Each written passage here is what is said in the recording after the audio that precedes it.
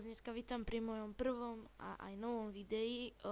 Vlastne začnem tak rýchlo. Na mojom channeli budete hlavne vidieť videa z Minecraftu. Budú tam plno tutoriálov, budú tam survival games, proste všetko a budeme sa striať s mojim bratom, ktorý je v Minecrafte fakt veľmi dobrý. Tak tu je Alex. Čaute, ja som Alex.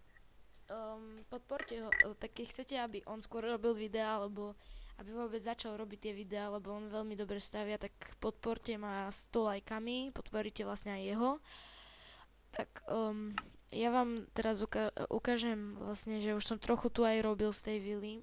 No toto bude vlastne drevená vila. Tak začnem tak, že môžete si tú vilu prvom by ste mali urobiť takto stĺpy v šírke 3 blokov a vo výške 4 blokov, keď si to tak zoberiem. Vyplňte to napríklad leštenným andezitom, veľmi pekne to doplní a vonku môžete to vyplniť, môžete urobiť živý plot, najlepšie z kakaovníka, z kakaovníkových listov. Veľmi pekné to bude. A ak už máte, keď to budete mať vyplnené, tak začnete robiť okná. Okná by mali byť veľké, z tenkého skla, bude to krajšie ako z normálneho. Dvere si môžete už povedať, že kde budete vy chcieť, ale asi najkrajšie dvere by boli, ktoré by sa na to najviac hodili, kakaovníkové dvere, prípadne akaciové. To už si môžete sami doplniť a vlastne strechu robte do trojuholníka. Bude to vyzerať veľmi pekne, keď sa vám to dostavia, ale nesmiete tu urobiť chybu, lebo potom to bude skôr tak porozhadzované. Vnútro už môžete doplniť gaučovkami, ako sa len vám páči.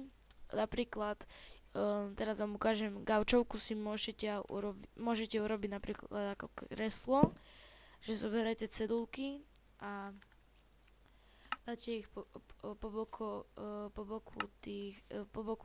toho kresla, po boku schoda.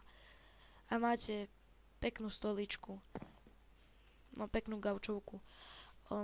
Napríklad veľký gauč alebo gauč si môžete urobiť pomocou schodíka z dubového dreva, ktorý dáte takto na 3 alebo 2 kocky, 2 bloky a okolo toho tiež dáte iba cedulky.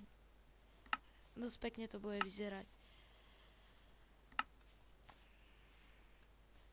Z tohto videa je to koniec. Bolo to len také krátke na rýchlo, pretože nestíham a ak sa vám videjko páčilo, tak dajte určite like, ak nie, no tak viete, čo máte dať a prípadne dajte subscribe, veľmi by nás to potešilo s bratom a na ďalšom videi uvidíte môjho brata, bude to aj komentovať, ako stavia. Je veľmi dobrý v tom stavaní v Minecrafte, čo som už hovoril. Tak čaute.